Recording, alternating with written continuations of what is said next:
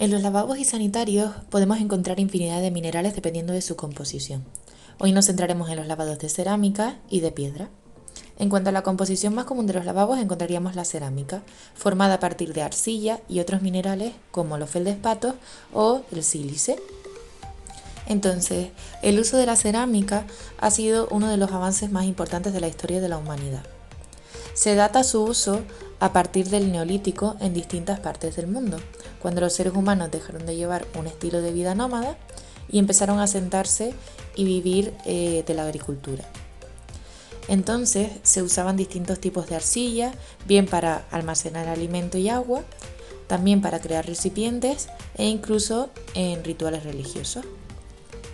Con el tiempo evolucionó, formando parte del arte en civilizaciones antiguas como por ejemplo la griega o la romana, con diseños cada vez más elaborados para la fabricación, por ejemplo, de jarrones y esculturas, entre otros. Con el tiempo, además de para el arte, la cerámica empezó a cobrar relevancia y se extendió por todo el mundo a través de la ruta de la seda durante la Edad Media, teniendo un impacto significativo en ámbitos como la economía.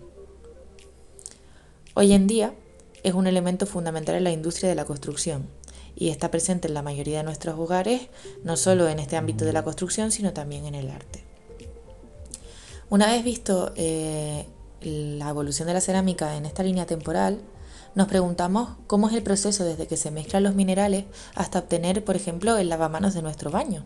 Entonces, para ello, primero necesitamos conocer las materias primas que se utilizan para su formación.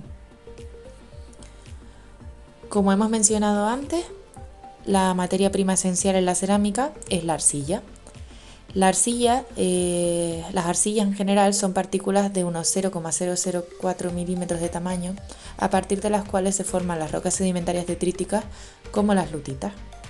Otros minerales que se suelen usar para la formación de la cerámica serían los feldespatos, que serían unos tectosilicatos presentes en las rocas ígneas y metamórficas que se utilizan como fundente, es decir, ayudan a la temperatura de fusión de la arcilla para que se reduzca y a mejorar la plasticidad de la mezcla. También tendríamos el sílice, que se utiliza como fundente y ayuda a controlar la contracción y expansión térmica de la cerámica, durante el proceso de cocción sobre todo. Luego estarían los óxidos metálicos, que se utilizan para darle color a la cerámica, a este pigmento. Los óxidos metálicos más famosos serían de cobre, de hierro, de manganeso y de cobalto. Y se utilizan para dar pigmento a la mezcla. Y como componente esencial también tendríamos el agua, que es necesaria para formar esta pasta de arcilla y controlar la plasticidad de la mezcla, ya que la arcilla es un material poroso que absorbe el agua con facilidad, lo que hace que se convierta en esta masa fácilmente moldeable. Una vez identificadas las materias primas, se procede a la preparación de las mismas. La preparación se da tanto por la purificación de las arcillas para eliminar impurezas, como por la reducción del tamaño de las partículas, bien mediante trituración, por ejemplo, o mediante el proceso de la molienda. Una vez llevado a cabo la reducción de las partículas, se da el mezclado posterior de los distintos minerales con el agua. De esta forma formamos esta pasta moldeable que mencionamos anteriormente. En esta fase, además de reducir los materiales obtenidos de la naturaleza, se puede hacer reciclado de piezas defectuosas o rotas que no se hayan cosido, haciendo esta práctica mucho más sostenible.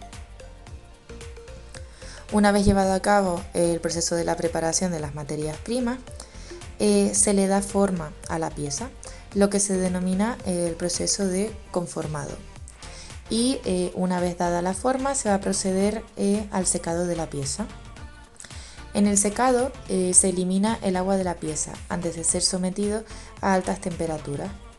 Normalmente en esta etapa se da un proceso de contracción, ya que la eliminación del agua hará que disminuya el volumen de la pieza. Tras el secado hay dos posibilidades. Se puede realizar la cocción directamente o bien un proceso denominado engobe, en el que se aplica una capa para homogeneizar la superficie sobre la que se aplica el esmaltado y la decoración antes de la etapa de cocción. Este esmalte, formado por minerales como sílice, el feldespato, la alúmina, que es un óxido de aluminio que se extrae principalmente de la bauxita, y óxidos metálicos para agregar color, entre otros. Sirve sobre todo para sellar la porosidad de la cerámica, haciéndola impermeable, que en este caso sería resistente al agua y las manchas, también mejorando su dureza y su resistencia, además de aportar este brillo característico de los lavabos y sanitarios. Con respecto a la resistencia, sería a la abrasión, es decir, pues a las corrosiones que se pueden dar en el baño, también al impacto y a ciertos productos químicos. Entonces, durante la etapa de la cocción se da lugar a un tratamiento térmico de la pureza y se logra la dureza y resistencia del producto final mediante la eliminación de agua y cristalización de los materiales. Esta etapa se lleva a cabo a unos 900 a 1400 grados centígrados.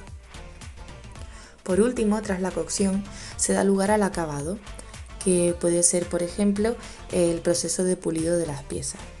Entonces, aquí tenemos el proceso completo sobre la formación de cerámica a partir de materias primas. Además de la cerámica en términos generales, una forma específica de la cerámica de la que se componen algunos sanitarios es la porcelana. Una de las materias primas utilizadas para su formación es el caolín, que es un mineral también conocido como arcilla china, de silicato de aluminio hidratado.